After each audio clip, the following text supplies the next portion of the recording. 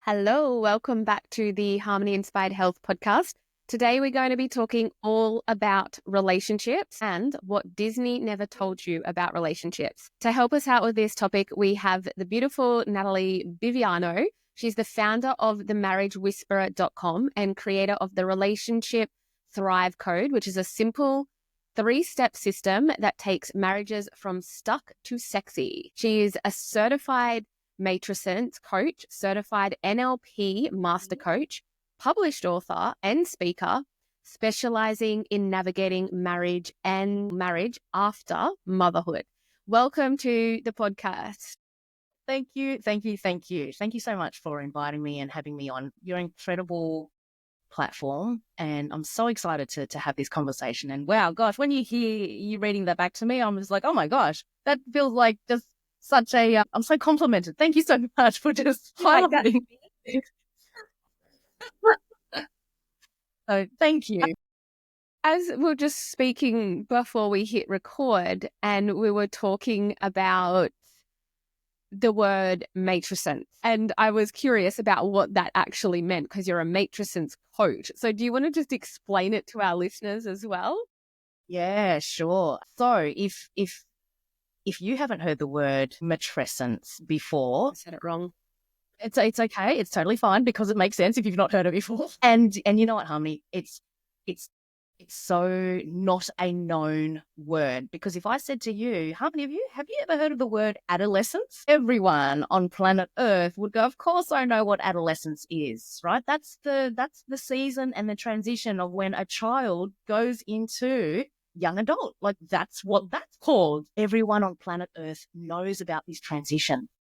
Yet, however, one of the biggest transitions and shifts that a woman goes through, which is when she becomes a mother. No one knows that there is this word for it, which is called matrescence. And so it's like matrescence, like adolescence, that basically describes the profound shift that she goes through when a woman does become a mother. And let me give you some context as to why it's so profound, and in the absence of not knowing what that transition is and what impact that has on women, on mothers, when they feel like they've gone through gestation, they've given birth. And, and this is applicable for those who perhaps don't carry a baby full term, perhaps not even by birth mothers, like even adoption mothers, like mothers who contemplate or see the idea of becoming a mother. It is the same process. It is the same, emotional journey that a woman goes through. And so let me give you an idea about what grace we have as a society, as a culture, as a system that gets it, right? When remind me, Harmony, what are your boys' names? Xavier and Cruz. Okay, so Xavier and Cruz, they're 10, 11 years old? They are 12, going on 13 in July. Right, I'm behind the mark. Okay, but when Xavier and Cruz were like 10 or 11, you already knew that the next subsequent years will be like, you know what, they're going to go through adolescence. You know what, they're going to have some bodily changes. They're going to have some hormonal changes. They're going to have some social friend changes. They're going to have there's going to be awkward stuff happening, and I'm prepared for it. Give it to me. You know what, like, we have an understanding that is imminent. We know that adolescence, and we give our children grace, and we kind of back off, and we're like, you know what, they're just going through adolescence. It's totally cool. We expect it. We expect things to be so utterly different in their worlds. And the key thing here is that because we expect it, because we know it, we have buffer, patience, preparation for that, right? Because it's such a significant change, right? You expect Xavier and Cruz to kind of go through this transition, from kind of the young boy to then starting to get hairs in all different places, and then, an Adam's apple, and then you see them transition, and then on the other side of that, when they transition to 18, 19, 20, 21, they become these adults, these men, and you would never expect them to go back to that 10, 11, 12-year-old, right? And so this is the stage of adolescence that we accept. However, yet when it comes to motherhood, women enter this phase of coming into this world of becoming a completely new identity.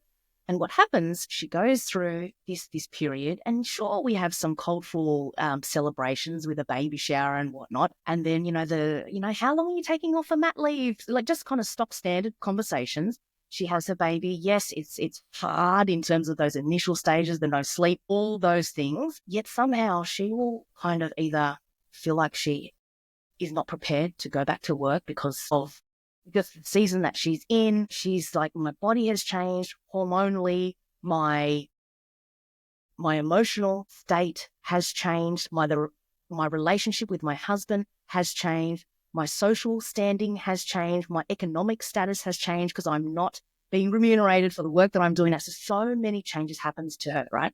So she has these internal changes, yet still operates like as if he didn't take on this significant change. And so it's like no one really told us how significant these changes are. And so what I notice in the work that I do with women is they feel like they are failing because they try to operate at a pace, a rhythm, and a cadence that doesn't factor in these significant changes that matrescence brings on. And so I hope I've kind of painted a bit of a clearer picture in terms of how this is so impactful.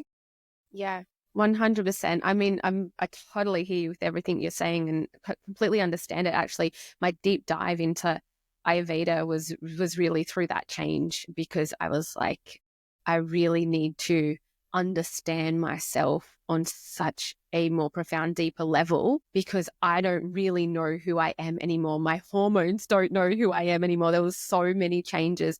And that's why Ayurveda for me is such an anchor, and why I'm so passionate about sharing with others, because it's what really helped me through that transition you're speaking of. But I'm really glad that we got to clarify that, because when I first read it out, I was like, is that like a mistress sexy sort of bondage?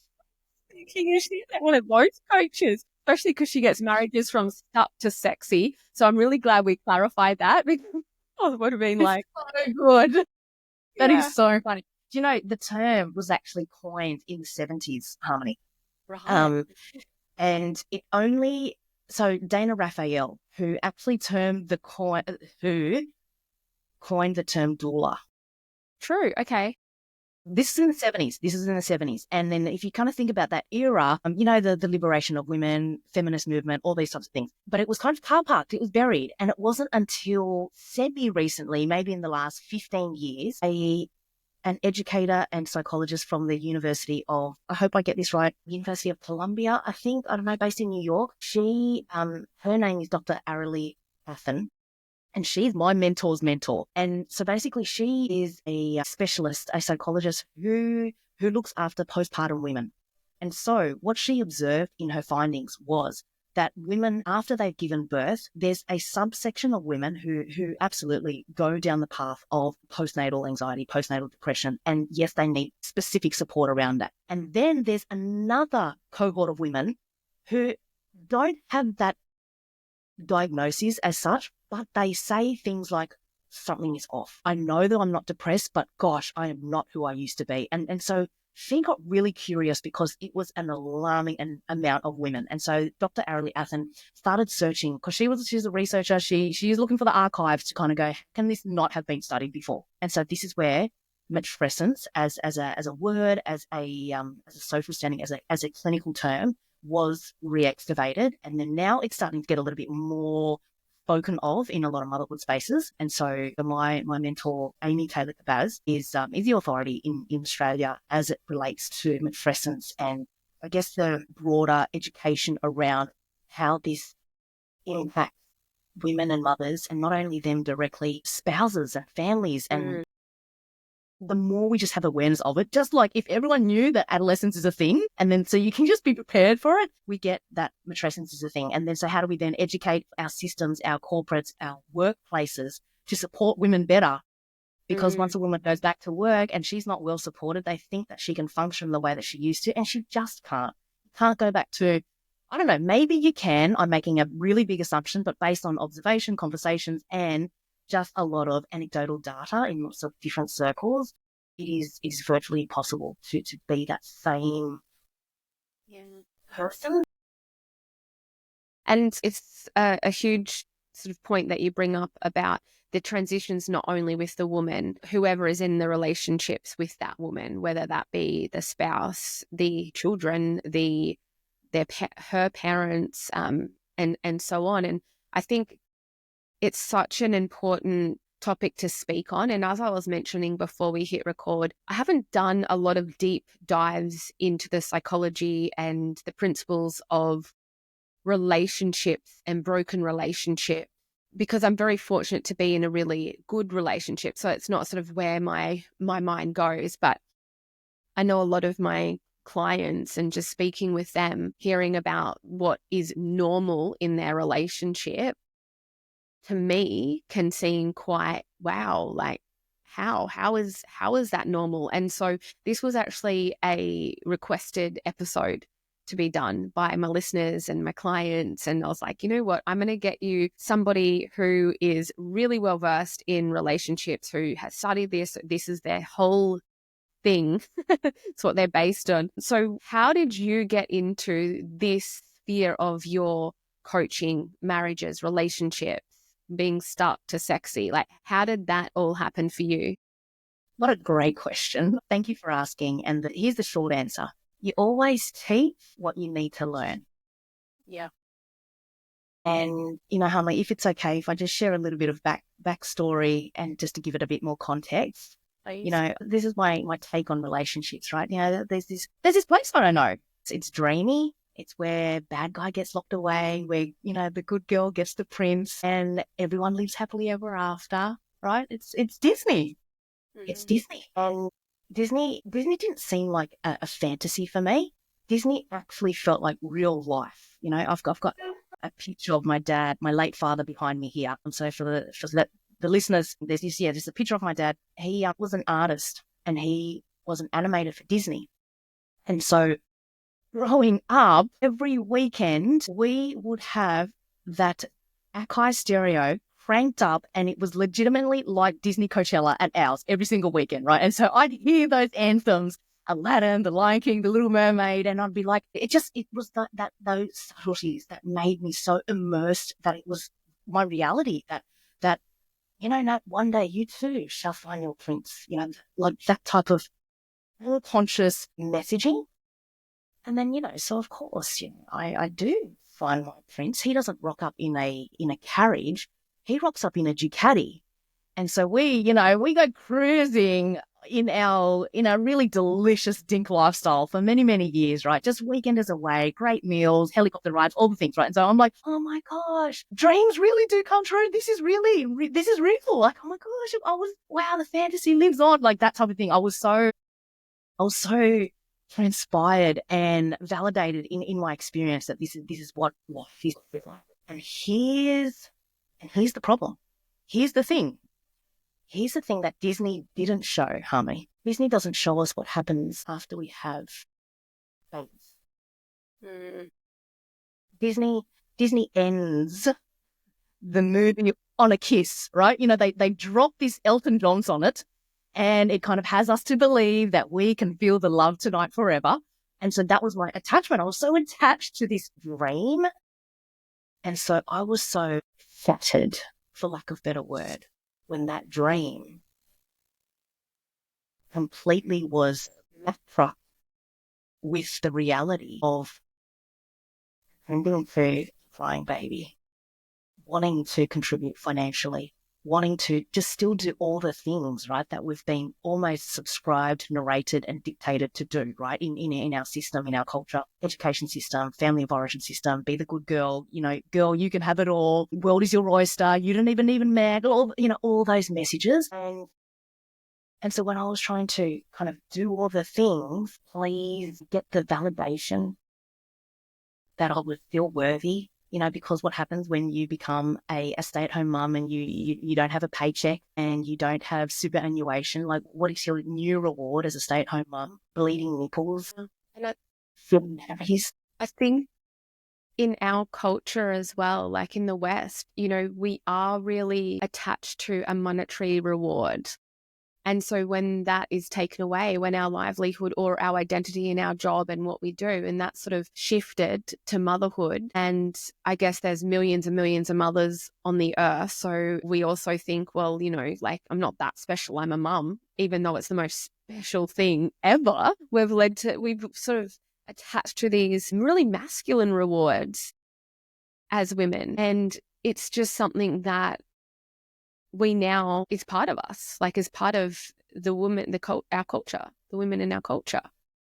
So it is, yeah. And I do remember when my boys were born at 35 weeks, so they did go into special care nursery for a little while. And then when I left, there was a midwife in there she was amazing. And the last thing she said to me is, remember to never lose yourself and your relationship after this moment. And that has always stuck with me. And my husband was there too. And she said, make sure you guys always plan for time with each other. So make sure, even when you think it's going to be hard and all of, you've got so much going on with new twin babies, please plan a date, even if it's like, in 12 weeks time from now, but start planning. And I was like, wow, like, she must have seen, I don't know, like a lot of failed relationships post-birth.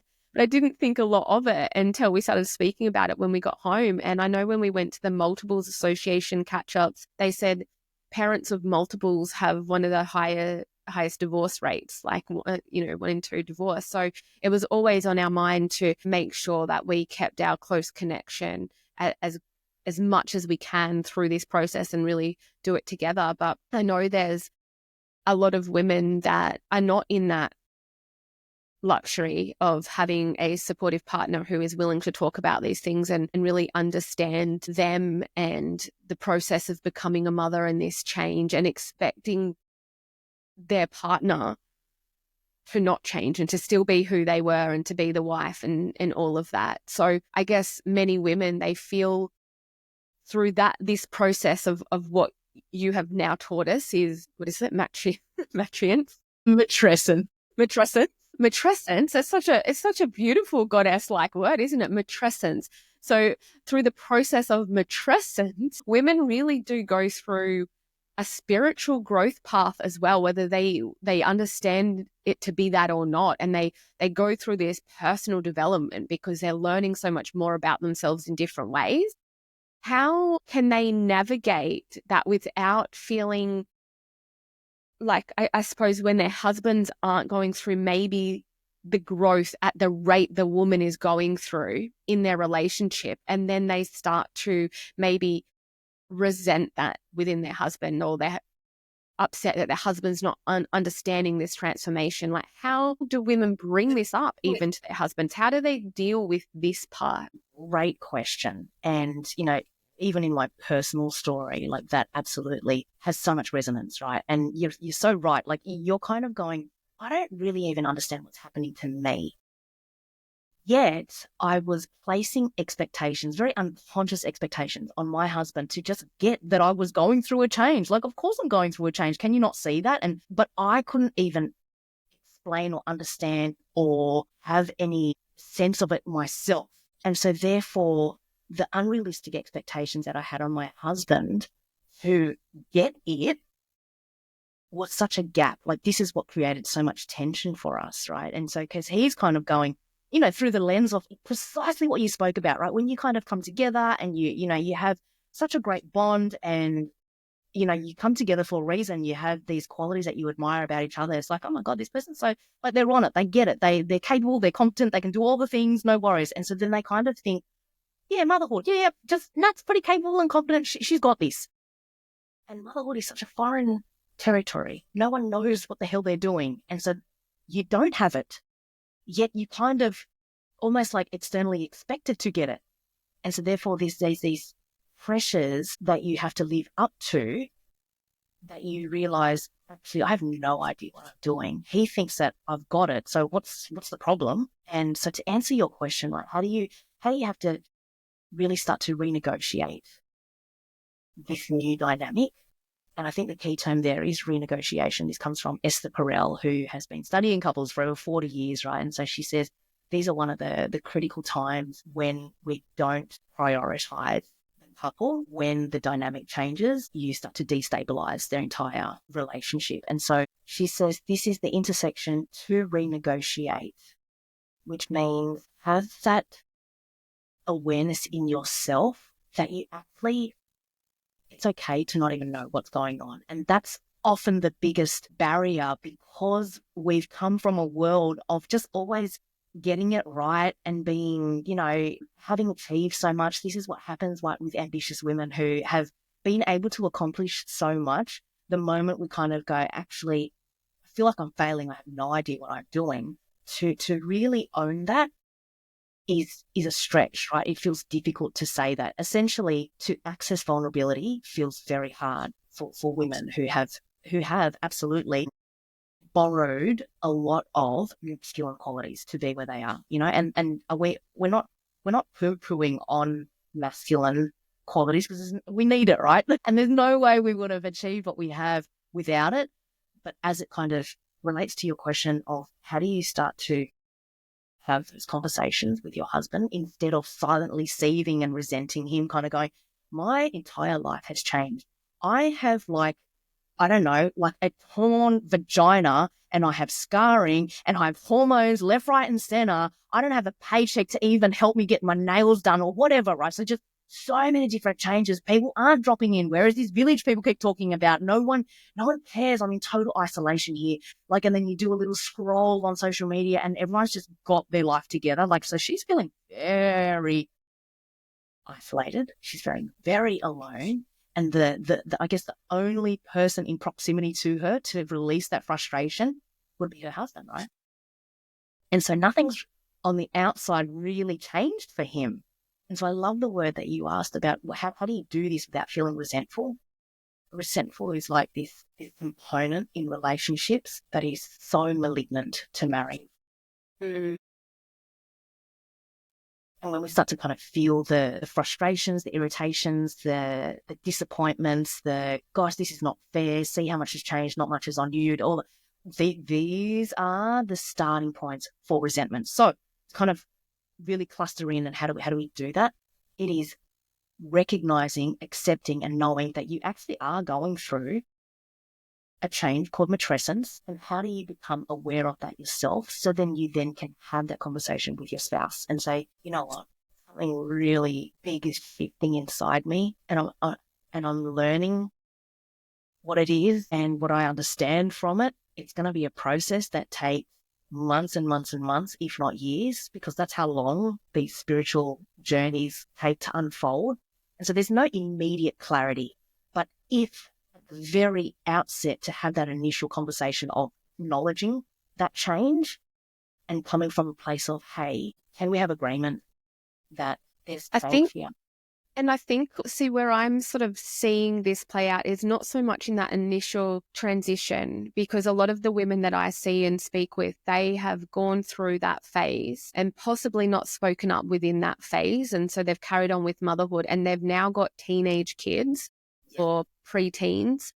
And this is where it's really coming up, like the resentment, because the running around after the kids is enormous as they get older as well. Like, I know even for myself, I mean, as I mentioned, I'm very blessed to have a great relationship. We've got very open communication, but at times I do find myself feeling a little bit resentful sometimes when I'm like in the morning dealing with the kids and then going to work all day and then having to try to rearrange my schedule to get to take them, like finish with clients so I can take them to their soccer training. They're at different clubs now, and get home, get the dinner, because he's not coming home to a lot later. And then I'm like, you just get to go to work and come home, and like everything else in between's done, type of thing. And I catch myself with those thoughts, but we speak very openly about it. I know a lot of women and couples and that do not.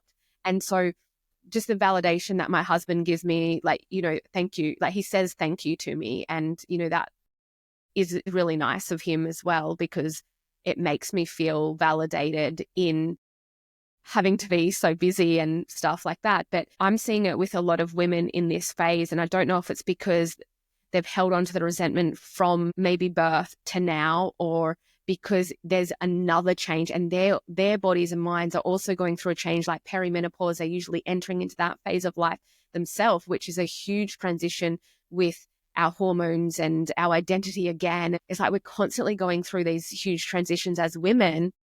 And it's like the men just kind of just keep going. I mean, you hear of men having midlife crisis and stuff, but they don't seem to be as much on a roller coaster as we are with all of these different stop points in our life. And so what about for the women who are kind of more like in their 40s, 50s, and they've got teenagers and they're feeling like, I do everything. I do everything for the kids. I carry the mental, emotional baggage for my children. I do that for my husband. I am back at work, but I don't feel like I can be there in full capacity because I have to give so much to everyone else. And that is what's causing a problem within their relationship, because they're feeling so stuck and angry and resentful towards their husband. And then their husband feels like the woman, and this can also go for lesbian couples as well. I'm just like giving examples of what I've seen recently. Then the husband feels like they're not feeling loved by their wife because their wife is completely burnt out and exhausted, and they don't want to give any more attention to their husband because they're actually annoyed and resenting their husband. It's like this cycle they go on. Totally. Yeah. And Harmony, I quite literally, and I don't, those who are listening to this just purely on audio won't be able to see it, but I'm putting up to the screen that I actually have what I call AEHs, Asian erect hairs. Like I just tingle, like my body just went tingle, tingle, tingle, tingle, tingle as you were describing this woman, because that is precisely almost like so characteristic of, by the time a woman comes to see me, she's already carried it for 5, 10, 15, 20 years, right? It's a very heavy backpack. And so if I can share this quick story about a client, and I trust that this is going to serve the audience in terms of how do we start to really break this down and what it comes down to, right? So I have a client who is just turned 51, and all those things that you describe, over functioning and over nurturing, like just really being the caretaker of all the domesticity, all the mental load, all these things. In addition to that, taking on her husband's kind of, no, well, you have to work in the family business, because that was like his parents saying to him, you've got to run the family business. He's like, well, I need your help in the family business to do the books and the accounts and this and that. And so she's like, okay, fine. Well, that's what a good wife does. That's what a good mum does. And so she's basically pushing her needs to the side. She wanted to study being a naturopath, which is a very different world to doing stock take and inventory for electrical motherboards. You know what I'm saying? And so by the time I'm having these conversations with her and she's seething at the teeth with how resentful she is towards her husband, it's all his fault, it's the in-laws' fault, it's see what they've done to our marriage, or done all the things. And here's what I've so recognized as a very obvious pattern, as not only just this particular client, I see it in so many women, Harmony, and it really comes down to this, right? If we dissect resentment, where does resentment come from and why do we have it? So would it be helpful if I just shared those 3 things? Absolutely. And then this is where it starts to answer your question on how you can start to really eliminate it, right? So 3 things. Number 1, why do we get resentful? We get resentful because we don't ask for what it is that we need. That's the first thing. Women do not ask for what it is that they need. And there's a myriad of reasons as to why that is. But essentially, it's something along the lines of, well, I don't ask for what it is I need because I shouldn't have to. Like, he should just know. Or people should just be able to do that. Or I don't ask for what I need because I'm not that person. I don't ask for help. Like, I just get things done. Like, I've done it myself anyway. Like, I can do it better. There's a whole host of reasons, right? But essentially, women do not ask for what it is that they need. Number 2, we do not set and adhere to boundaries. So asking for needs, boundary setting and adhering to the boundaries is number 2. And number 3 is probably the biggest piece. The reason why we have resentment is because of unrealistic expectations. And so for those who are listening and maybe one or more of those things might be present, as to why they feel so resentful. And if I kind of circle back to this client, she was like, oh my God, I don't even want to touch my husband with a 10-foot pole type thing. I'm so pissed off with him. And like, but I do crave connection. I want him to hold me and hug me. But how can he do that when I'm like an electrical fence type thing? Like I'm like cactus, and so there's this kind of strange dichotomy of like, I want closeness, but gosh, please just get away from me because you're just making me, I want to just strangle you, that type of feeling. And so as she's kind of just explaining how she feels so resentful for all these external circumstances, like her husband, her in-laws, like the job that I have to do, being here for the kids, it really dawned on her and it came down to her where she then realized, wow, I'm really so pissed off at myself. That's what she said. I'm so angry at myself for not, asking for what I need, setting the right boundaries and having unrealistic expectations, right? And after seeing it so many times over and over again, like this is the pattern, right? This is the very clear 3 items that exist to what causes resentment. And so really all this stuff that she's been carrying, kind of projecting externally, is because she's actually just annoyed at herself that she didn't have the internal confidence, that she didn't have the self-worth, the self-belief, the self-value to say, no, I don't want to work in the family business. No, I want to do this for myself. Like just really stating that and claiming that and owning that versus just waiting for the permission to do that. Does that make sense? Yeah, absolutely. Absolutely. And how does this sort of weave into what you talk about in your work, the feminine way in marriage? What exactly does that mean? Does it mean we all need to be in this feminine way of marriage, or, because marriages can all be quite different. And as you mentioned, we do need a bit of that masculine as well. So what is the feminine way in marriage? Oh my gosh, this is such a beautiful and big question. And here's the short answer, Harmony. The feminine way is the way. Why? Because the number one reason why I see and witness so many marriages being so disconnected is that women are operating in hyper-masculine. That's why. That's why the feminine way is the way. Because of, we're talking decades and decades, if we could even go centuries and centuries of all these kind of external cultural conditioning. And you throw in, the ideologies of capitalism and the patriarch and all these external systems that have basically almost ushered women to be so masculine. And then if you throw in these messages that we were given as young kids, I can do anything. And here's what the beautiful Courtney Martin said to this message of, you can have it all. We were told that message. Our generation was, you can have it all. Yet we internalized it as, I must do it all. And so when you must do it all, if that's the internalization, that then becomes the lived experience. And when you are doing it all, traditionally what was a setup where women were protected for, now she's playing in an arena that is of the same kind of, we're playing the same game as men.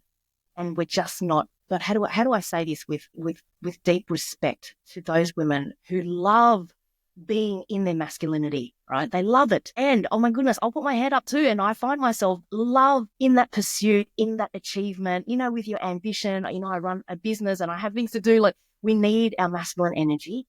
But I think the missing piece, or the part that we just haven't been well versed at, is noticing the necessity to transition to feminine energy when we are in our household with our lover, because, energies is polarity is necessary for attraction to take place. Because if we have 2 masculine energies in a household, at best, you'll get roommate status, and then worse, you'll get competitors.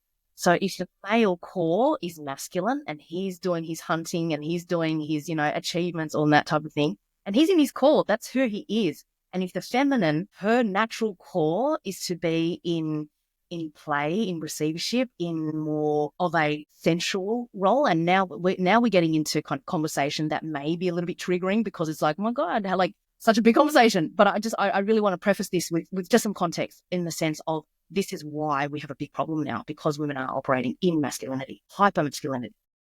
I think So I hope that yeah, but I think it sort of takes a bit of a refined balance too, because I see women on the other spectrum. So I do work with a lot of women who are a lot in their masculine, and they're very much from an Ayurvedic perspective, usually the pitta dominant woman, like the elements of that fire. But then there's the Kapha woman who's more earthy, more grounded, very much in her feminine, so much so that she takes on that role to such a deep level that it's not the woman that harbors resentment, but sometimes it's the man, because he's seeing, like, he's doing a lot of the work and he's working his, butt off to support the women and the children at home. And the woman, I guess he expects a lot from her to do that traditional householder's sort of, household role.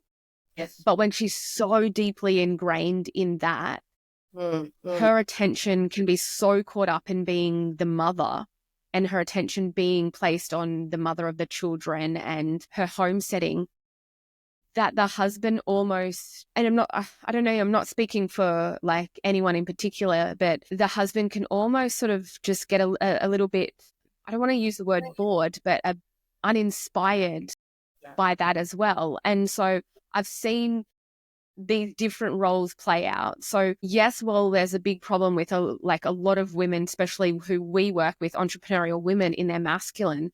There's also a lot of women who are almost too stuck and too grounded and too much in that feminine with no fight in them, no passion, no spark. Yes. And that I've seen to really put divides in marriages as well, because a woman who doesn't have a bit of passion to her, a bit of life to her, the man kind of, or the partner, I should say, I'm really sorry if I'm offending anyone. I'm just, riffing, saying men, but, could be another woman, whoever's in the relationship, also sees that that person that they fell in love with has lost their spark.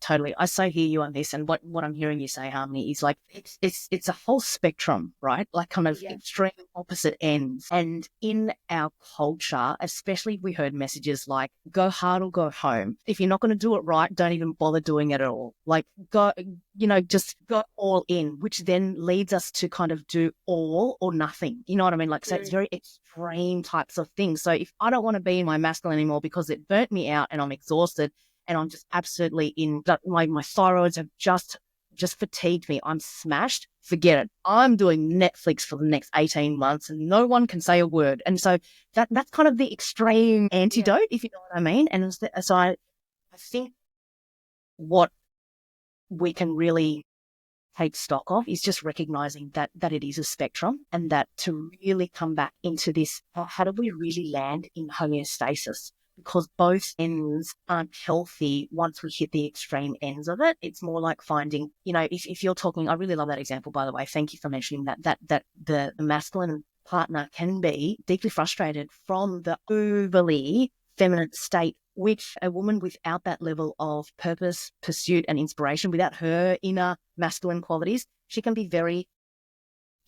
appear as stagnant, uninspiring, as unmotivated, lazy, non-disciplined, and you end up, really just kind of almost being purposelessness, which then adds no inspiration or kind of aliveness to the relationship. So you can absolutely see how both ends aren't helpful, right? And if I could just bring to your visualization, everyone knows the yin and the yang symbol, where it's a circle, there's like that curve in the middle, and then these two dots on the opposing end. That's the flavor that we have to infuse, because without those two dots, you've just got totally masculine or totally feminine. But you need masculine with a dot of feminine. You need that structure, you need that discipline with a dot of playfulness and nurture. And then you've got, the opposing side of that. If you're completely feminine, too feminine on that side, like, there's no structure. It's stagnancy and undisciplined, uninspiring. But so then you also need structure. You also need purpose and pursuit. And so it's just this dance that is almost like, how do you kind of stay in that seesaw that doesn't tip over, that you fall off? And so I guess with that spectrum in mind, if there's women out there who are listening, because I'm sure we're going to have listeners who, are right over that spectrum. They're the masculine, the pitta go-getters. They're the vata creatives, wanderers, and then the kapha more like stable sort of nurturers. Whoever they are out there, if they're feeling disconnected in some way to their partner in their relationship, what's one thing that she can do today to shift the dynamic? Okay, I wish I could show you a slide that could visually represent and share this with you, but let me try and speak it out. One thing that they could do today is anchor into the opposing energy. What does that mean? So if they're too far in their masculine, where they are go, go, go, go, go, and then the shadow side of masculine shows up as irritable, hyper-controlling, critical, blunt, impatient, when you just kind of go, for goodness sakes, can you not get the milk right? Like just stuff like that. If you're saying things like that, you're like, oh, okay, maybe I've pushed over a little bit. If you're noticing that might be how you show up with your spouse, with your children, notice that the antidote to that would be dipping into more of the feminine, which is more the, how do I be more joyful? How do I be more playful? How do I get more creative? That guitar that I haven't played for 20 years? That's what I'm missing in my life. Like when you are just in bulldozer mode, get out of my way, like really you're taking that long. Like when you have that rough irritability, and the very thing that I hear women say is like, I just want presence with my children, but they're always ushering them to hurry up. There's a disconnect here. If you notice that that's urgency, that is not helpful, that's when we can start to say something's off and I need to access my feminine. Which means, and that's the Ayurvedic like foundational principle is like attracts like, and opposites decrease or balance each other out. So if you add more fuel to the fire, you're going to get a bigger fire. Whereas if you add more cooling elements and water, like the fire is going to melt down. So what you're really saying here is like applying that Ayurvedic principle of like attracts like. So more masculine is going to like really explode. Whereas if you're going to bring in more joy, more fun, more of that feminine to that masculine energy of what you got, it's not about changing who you are, but it's just like a bringing some of those opposites in to bring yourself back into more of a balanced state or homeostasis, as you mentioned, which brings that into the relationship because we're energetic beings and a relationship is really an energetic communion between two people. So if we can bring the energy we need and want into the relationship, it will shift, it will change to something that is more conducive to how we want to be, how we want to like have our relationship be like, because again, like attracts likes and opposites balance each other out or decrease each other. I love that principle. That's it. Bang on. It's almost like, when we've been out in Queensland humidity for a massive run and you're hot, like, oh my gosh, you need something cold to kind of just balance you out. And the opposite is true. When you're cold and shivering, you put on a jumper. Like, how do you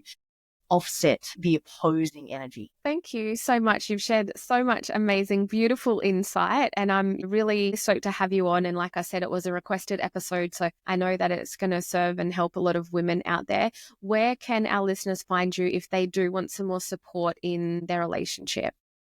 Thank you so much. Thank you for just bringing this conversation to light. And so I can be found on socials. My Facebook page has a lot of helpful content on there. So Nathalie Biviano, spelled Nathalie, and Biviano, Biviano.